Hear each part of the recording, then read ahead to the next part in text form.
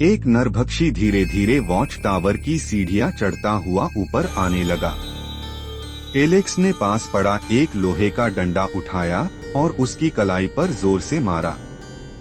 घर वह चीखते हुए नीचे गिरा और कुछ देर के लिए सब शांत हो गया।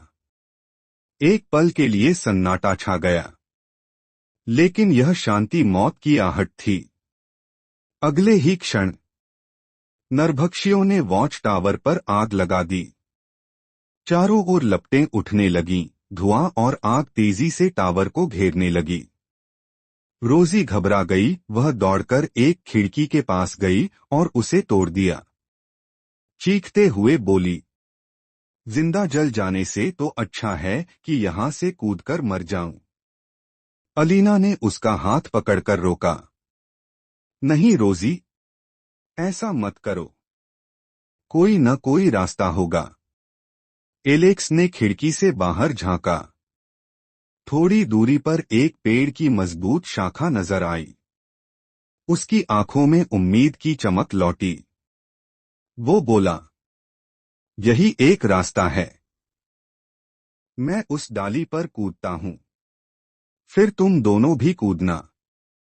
एलेक्स ने एक गहरी सांस ली और खिड़की से छलांग लगाई। उसका हाथ शाखा पर जाकर लटका। उसने ऊपर देखा और चिल्लाया, रोजी, अलीना, अभी कूदो, जल्दी। रोजी ने भी छलांग लगाई, लेकिन वह एलेक्स की शाखा तक नहीं पहुंच सकी और दूसरी शाखा पर जा गिरी। वो फिसलने लगी। तभी एलेक्स ने तेजी से उसका हाथ पकड़ लिया और उसे ऊपर खींचने लगा। रोजी, हिम्मत मत हारो, पकड़ कर रखो। कुछ संघर्ष के बाद एलेक्स ने उसे ऊपर खींच लिया। फिर अलीना ने भी कूद मारी और एलेक्स ने उसे भी पकड़कर खींच लिया। तीनों अब पेड़ की मोटी शाखा पर थे, लेकिन आग और मौत दोनों उनके पीछे थे। अलीना घबराते हुए बोली, क्या उन नरभक्षियों ने हमें देख लिया? एलेक्स ने गहरी सांस लेते हुए कहा, पता नहीं, लेकिन हमें रुकना नहीं चाहिए। और तभी एक तीर एलेक्स की तरफ आया और उसके कान को छूता हुआ निकल गया। वे हमें देख चुके हैं, एलेक्स चिल्लाया। पीछे मुड़कर देखा तो एक नरभक्षी पेड़ की तरफ चढ़ता हुआ आ रहा था। एलेक्स धीरे धीरे उस शाखा पर चलने लगा। नीचे गिरने का खतरा हर कदम पर था। अलीना उसके पीछे थी। उसकी सांसें तेज थीं, लेकिन उसके कदम डगमगाए नहीं। रोजी ने भी कोशिश की, लेकिन कुछ ही कदम चलने के बाद उसकी नजर नीचे गई और वो डर से कांपने लगी। उसने पीछे हटना शुरू किया और बोली, नहीं, नहीं, मैं नहीं चल सकती। और तभी पीछे से एक भयंकर चीख आई।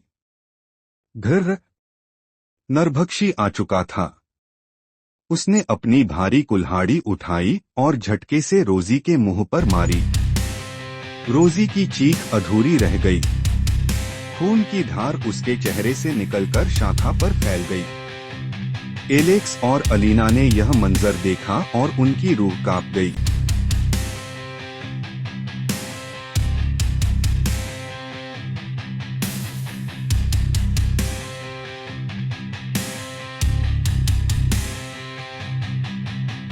वो नरभक्षी अब रोजी को मारने के बाद एलेक्स और अलीना की तरफ बढ़ने लगा।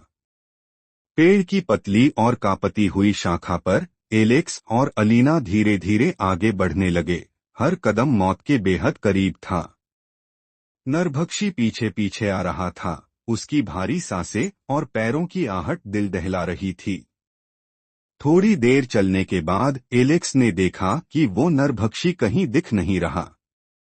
एलेक्स ने एक मोटी और झूलती हुई शाखा देखी।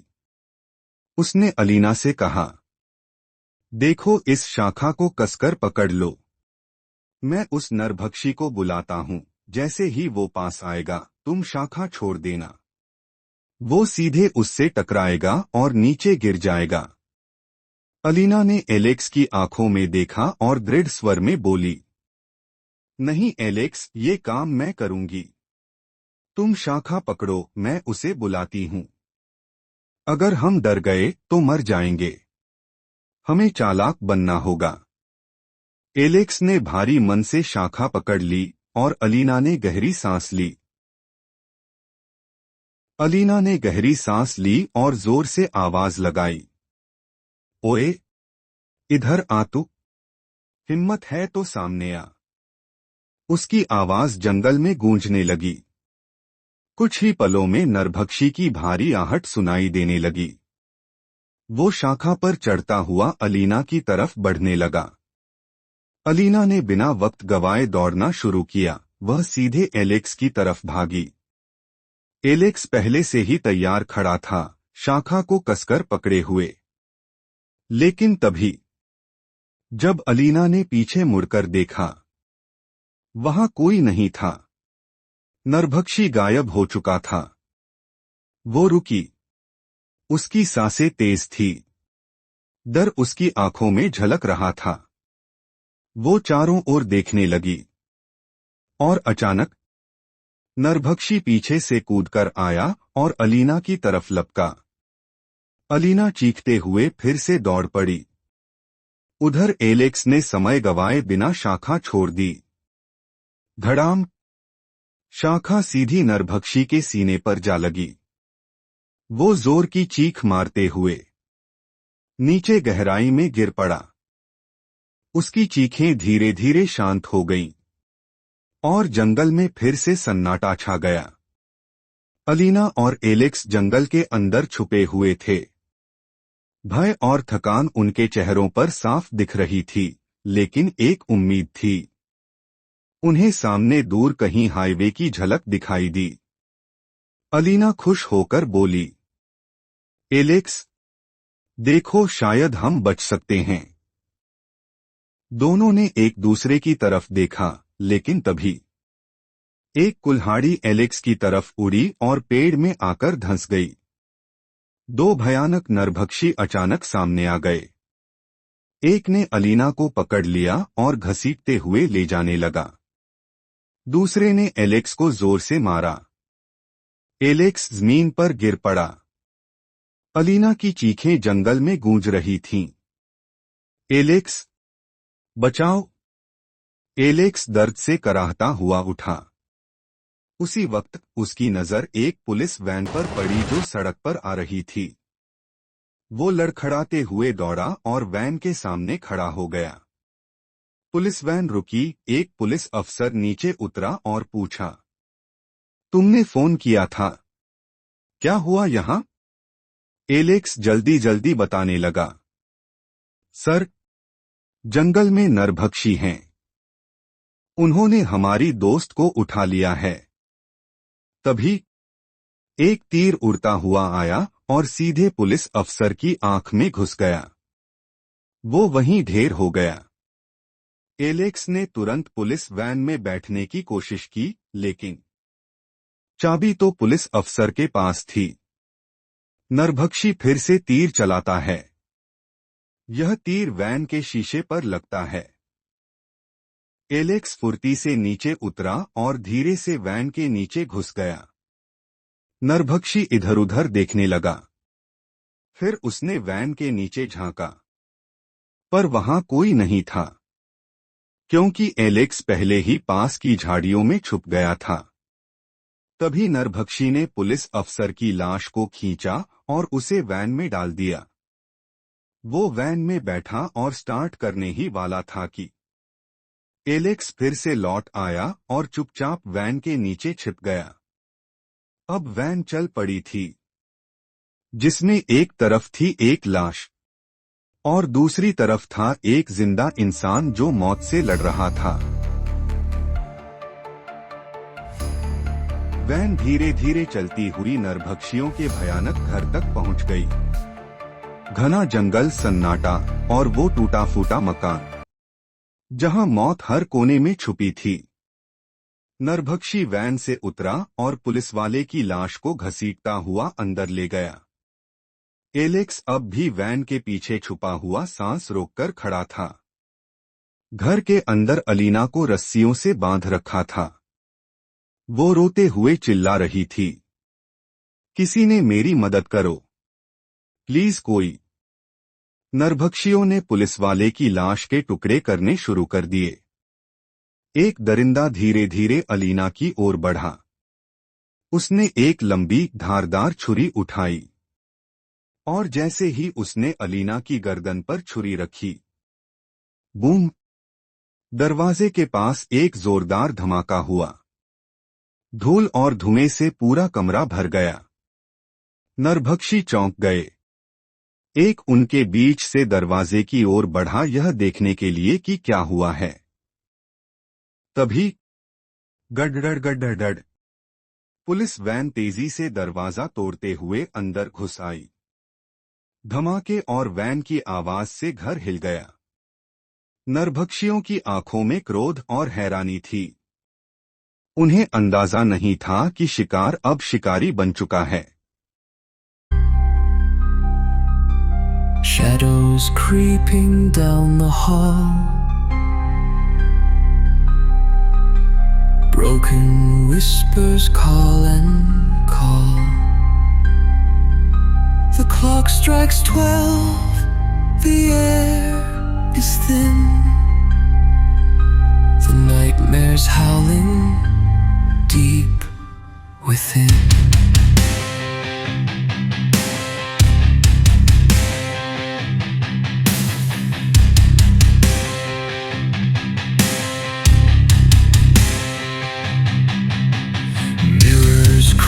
With eyes that leer, echoes drip with chilling fear.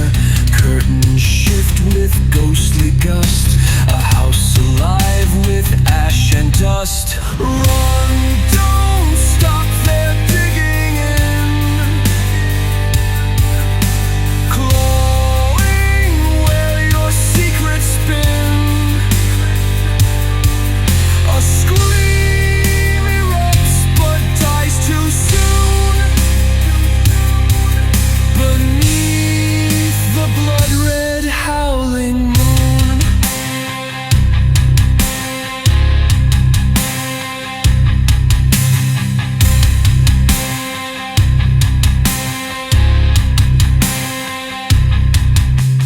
Candles flicker red and black, footsteps follow on your track. Walls are breathing, closing tight, swallowed whole by endless night.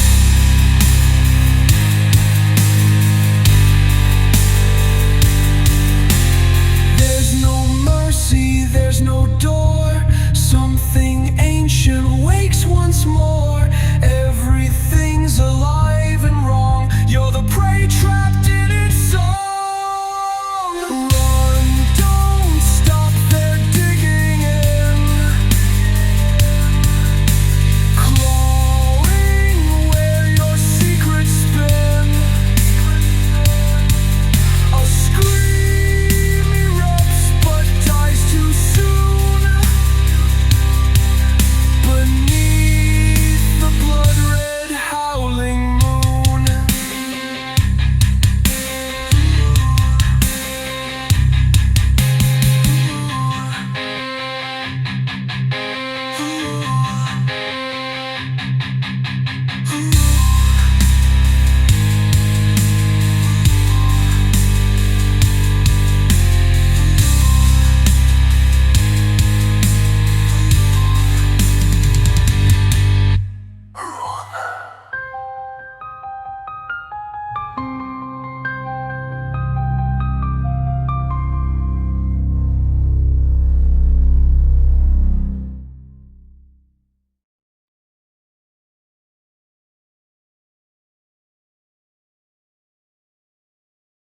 नरभक्षियों को मारने के बाद एलेक्स और अलीना ने राहत की सांस ली। उनकी सांसें तेज थीं, आंखों में डर और थकान की झलक थी, लेकिन अब वो आजाद थे, जिंदा थे। अंधेरे जंगल को पार करते हुए वो दोनों वापस उसी बूढ़े आदमी के घर पहुंचे। जहां एलेक्स ने सबसे पहले वो मैप देखा था। फिर उसने गुस्से में आकर उस नक्शे को फाड़ दिया। हर टुकड़े के साथ वो जैसे उस डर, उस नरसंहार, उस अंधेरे को मिटा रहा था। और फिर अंधेरे जंगल से उजाले की ओर चल दिए, जिंदगी की ओर। कहानी यहाँ खत्म नहीं होती, लेकिन एक डरावने अध्याय का अंत हो चुका था। जो जिंदा लौटते हैं वो कहानियां नहीं बनाते, वो इतिहास लिखते हैं।